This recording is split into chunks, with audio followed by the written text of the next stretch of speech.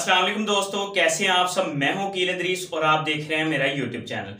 तो आज मैं आपके लिए इंतहाई इंटरेस्टिंग स्टोरी लेके आया हूं, एक ऐसे शख्स की कहानी जो दुनिया का बेस्ट पिस्टल शूटर था और उसने अपना एक हाथ जो था आर्मी की ट्रेनिंग कैंप में पूरे का पूरा हाथ उसका जाया हो गया। उसके हाथ जाया होने के पास उसके पास दो ऑप्शन थे, या तो वो जो उसके पास नहीं था उसके लिए बैठ के रोता रहता, या जो उसके पास था उसका शुक्र अदा करता और उससे अपनी ख्वाब को पूरा करने की कोशिश करता।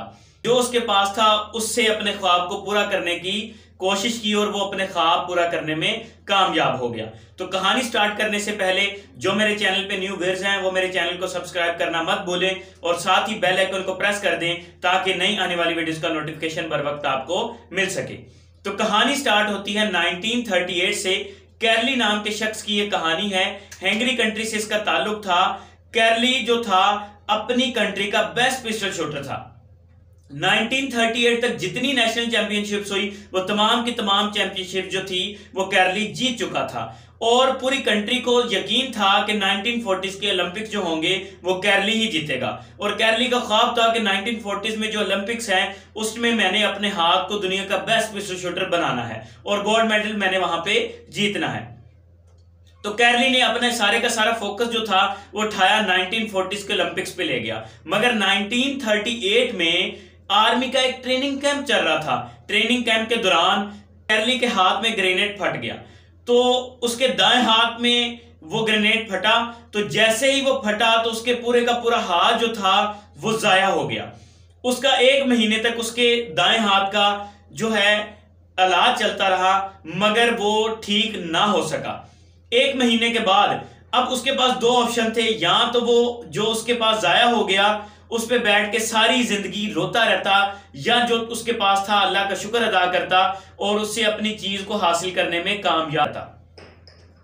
अब उसके पास दूसरा ऑप्शन था, तो उसने क्या किया, उसने अपने दूसरे ऑप्शन पे फोकस किया और उसने कहा कि मैंने अपने हाथ को दुनिया का बेस्ट पिस्टल शूटर हैंड बनाना है।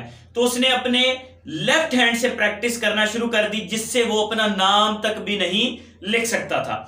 तो उसने लेफ्ट हैंड से अपनी प्रैक्टिस शुरू की और उसका शुक्र अदा किया और पूरे 1 साल तक वो उस हाथ से अपने प्रैक्टिस करता रहा। 1939 में नेशनल चैंपियनशिप्स हुई बेस्ट पिस्टल शूटर की, तो कैरली ने उसमें हिस्सा लिया।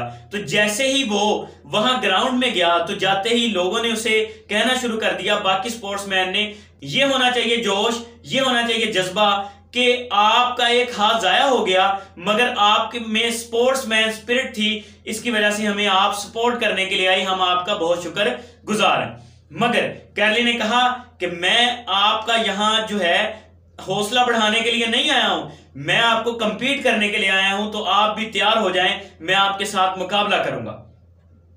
तो कैरली ने वहां उनके साथ हिस्सा लिया और वहां जो लोग थे सब अपने बेस्ट पिस्टल हैंड से, बेस्ट हैंड से शूटिंग कर रहे थे, मगर कैरली जो था वो सिर्फ और सिर्फ ओनली हैंड से शूटिंग के लिए तैयार था।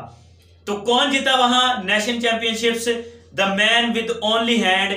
कैरली वो नेशनल चैंपियनशिप्स जीत गया। जैसे ही वो नेशनल चैंपियनशिप जीता उसने सारे का सारा फोकस उठाया और 1940s के ओलंपिक्स पे डाल दिया। तो पूरे 1 साल तक वो ट्रेनिंग करता रहा ओलंपिक्स जीतने के लिए, मगर 1940s के ओलंपिक्स जो थे वो कैंसिल हो गए वर्ल्ड वॉर की वजह से। उसने वहां नहीं रुका, उसने अपना सारे का सारा फोकस उठाया और 1944 के ओलंपिक्स पे डाल दिया। तो 1944 के ओलंपिक्स का इंतजार करने लगा मगर 1944 के ओलंपिक्स भी कैंसिल हो गए वर्ल्ड वॉर की वजह से। वो वहां भी नहीं रुका, उसने अपने सारा फोकस उठाया और 1948 के ओलंपिक्स पे ले गया।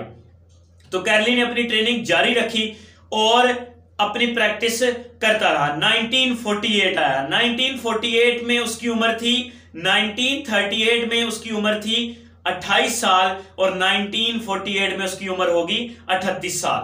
अब जो न्यू आते हैं, न्यू स्टूडेंट्स आते हैं या न्यू स्पोर्ट्समैन आते हैं, तो वो जो जवान होते हैं उनके साथ कंपीट करना थोड़ा मुश्किल होता है। अब कैरली की उम्र भी ज्यादा हो गई थी तो उनके साथ कंपीट करना थोड़ा सा टफ था, मगर कैरली ने उसमें हिस्सा लिया और 1948 में तमाम के तमाम जो भी लोग आए थे मुख्तलिफ कंट्री से, अपने बेस्ट हैंड से शूटिंग कर रहे थे, मगर कैरली जो था अपने ओनली हैंड से शूटिंग के लिए तैयार खड़ा था।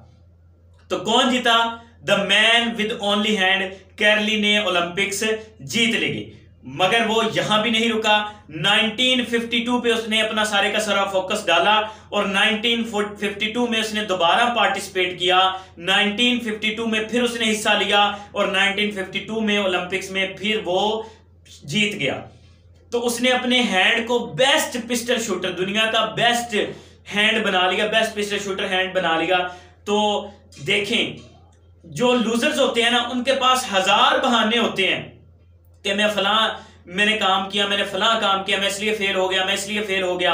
मगर जो विनर्स होते हैं उनके पास हजार ऐसी वजह होती है जो वो नहीं करना चाहते थे, मगर एक वजह होती है जो वो करना चाहते थे, मगर उस एक वजह से वो कर जाते हैं और वो अपनी चीज को कामयाब बना लेते हैं। तो कभी भी किसी भी चीज पे कभी आपको ये नहीं होना चाहिए कि मैं अगर ऐसा कर लेता तो मैं इसमें कामयाब हो जाता, मैं ऐसा कर लेता तो इसमें कामयाब हो जाता, मैं इस वजह से फेल हुआ हूं, मैं इस वजह से फेल हुआ हूं। तो ये बहाने आपके पास 100 तरह के होंगे, मगर जीत के लिए सिर्फ और सिर्फ एक वजह आपके पास होनी चाहिए। अगर वो एक वजह आप ढूंढ लें तो आप अपनी मंजिल हासिल कर सकते हैं। तो कैसी लगी आपको स्टोरी? कमेंट बॉक्स में जरूर बताइएगा। मिलते हैं नेक्स्ट वीडियो के साथ, तब तक के लिए अल्लाह हाफिज।